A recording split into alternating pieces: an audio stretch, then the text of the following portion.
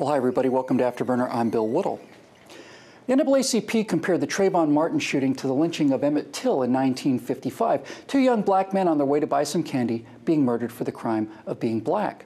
Sirius XM radio host Joe Madison called the Martin shooting nothing more than a modern-day lynching. Well, he was right about that. An innocent person was tied to a tree, kind of a tree anyway, and destroyed before he could be tried, before any evidence was in. That's exactly what happened. Now, this People magazine cover summed up the case that got the guilty verdict against George Zimmerman. Because the trial isn't important, the world found him guilty. A poor black child murdered in cold blood on the way to the 7-Eleven to buy some candy. Get a good look at this magazine cover. Really soak it in, because stories and covers like this one are evidence of one of two things on the part of the media, either criminal fraud or criminal negligence.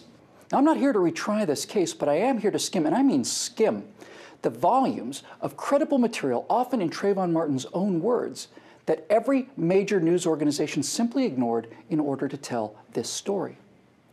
Weeks and months after the event, presumably reputable news sources presented a narrative that was sold to the world as news, journalistic truth. The truth is still there, it's the journalism that's gone.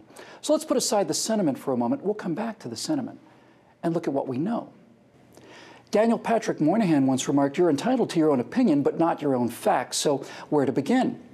Well, you could start with these two pictures, run side by side virtually everywhere, the cherubic innocent boy and the scowling white Hispanic racist assassin, everywhere, all the time. Well, first of all, let's start at the crime scene, because if you'd arrived there, and the police were in there about a minute after the shooting, you would not have seen this, but rather this. Trayvon Martin was not the child portrayed on the People magazine cover or in the hoodie, and you can tell that George Zimmerman has hardly assassinated a defenseless child from a distance. So, what did the media know or should have known about the two principles that they sat on in order to perpetuate the story? Well, let's start with Trayvon. That happy-looking boy on the People magazine cover really came apart, especially after his father's second divorce. He became active in mixed martial arts style fighting, texting, for example, that he wanted a rematch with an opponent because, in his own words, the other guy hadn't bled enough. Witnesses testified that he was on top of Zimmerman at the time of the shooting, raining down what were called mixed martial arts style blows. We have screen grabs of Trayvon's texts, they're not airable here for extreme graphic content, that showed sexual aggression typical of hip-hop culture in America today. Anyone reading those texts would not describe Trayvon Martin as a sweet young child. He was violent and highly sexualized. And then things start to get even more serious, because a search of Trayvon's locker at school revealed a burglary tool and several pieces of stolen property, including jewelry. Incredibly, well, it would have been incredible at one time, Dade County school officials decided to list that as found property rather than stolen property. If they listed it as stolen property, a police report would have been required, which would reflect badly on black crime rates in the school system, so it was ignored. Now, nevertheless, Trayvon had been suspended several times for behavioral issues in the months leading up to the shooting. And then there's the issue of the candy and the iced tea.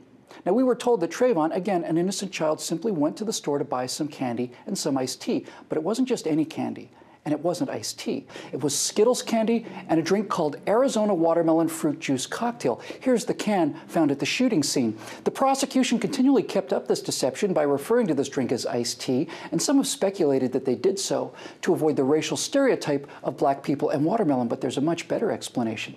Because if you take Arizona Watermelon Fruit Juice Cocktail, a bag of Skittles, and add simple cough syrup, you get a cheap codeine-based drink called lean. Now, there's an entire online subculture devoted to the use of lean, which Trayvon was familiar with. We have screen grabs of him trying to score some codeine online and instead being told he could make some fire-ass lean using cough syrup, Skittles, and Arizona Watermelon Fruit Juice Cocktail. Seems a bit of a coincidence to me that the only two items he picked up out of the entire 7-Eleven were 2/3 of the ingredients needed to make lean. Now, additionally, we have a report from his autopsy that reveal a form of liver damage in this otherwise healthy young man just a few days short of 18 that are consistent with the kind of trauma that excessive lean usage does to an otherwise healthy liver.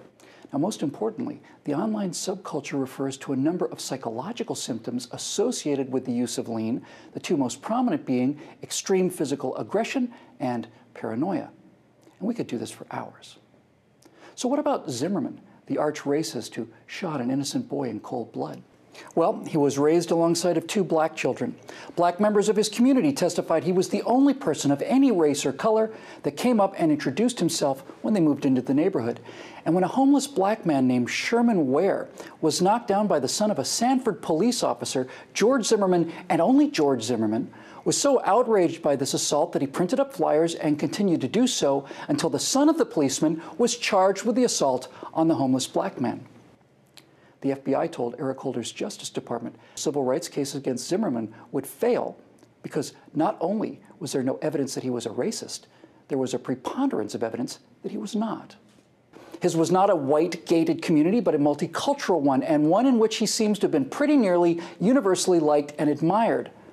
A breakdown of the times and distances between the video recording of Trayvon in the 7-Eleven, the 911 call, and the time of the shooting showed that Trayvon was not being pursued by Zimmerman. He'd had ample time to reach his destination, about 4 minutes to go 100 yards. Trayvon had actually gone about 30 yards in that time. He was waiting for Zimmerman.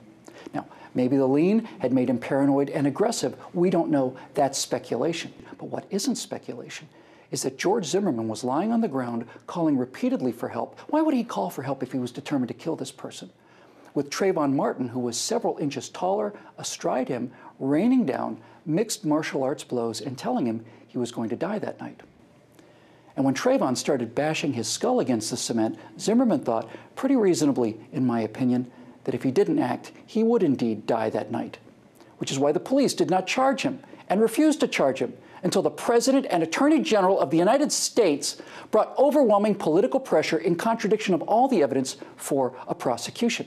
Now remember, no one in the jury was allowed to know about the lien, the burglary, the altered mental state, the history of violence, none of it.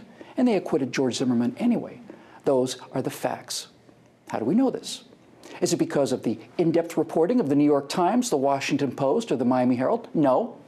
None of them were interested in any of this. Most of this comes to light through the internet and among many dedicated researchers, especially the works of Jack Cashel at American Thinker and Sundance at the Conservative Treehouse. Now, I know some of you are snorting, Conservative Treehouse, American Thinker, typical right-wing liars, but the problem with that is this is not speculation. It's Trayvon Martin in his own words. Go look.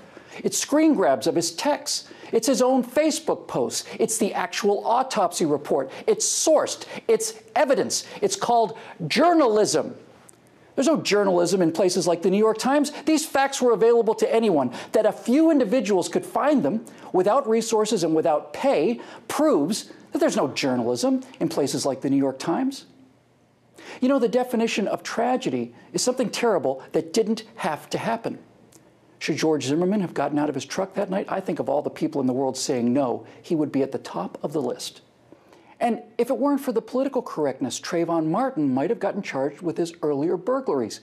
Would that have scared him or his parents into changing his direction? No one knows. Now, after the verdict, this image appeared.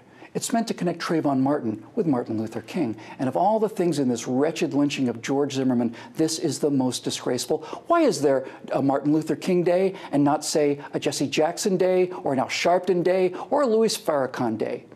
Well, Dr. King is revered because he preached inclusion and nonviolence. Martin Luther King thrilled us with his I Have a Dream speech, and the entire point, not only of the speech, but his entire life's work was summed up with these lines.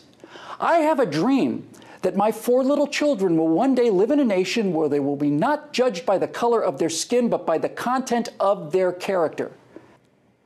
The people that are pushing this narrative of a racist assassin and an innocent black child, the judge and prosecutors in the worst kangaroo court in living memory, did everything in their power to make certain that no one knew anything about the content of George Zimmerman and Trayvon Martin's character, and only knew about one thing and one thing only, and that is the color of their skin. To connect Martin Luther King to this travesty is an outrage, and it's disgusting. It's perpetrated by outrageous and disgusting people. And if all of this political power and journalistic malfeasance can be deployed to sell a tortured lie, as in the case of this little story, then what political power and journalistic malfeasance do you think might be deployed in making us buy a much larger one?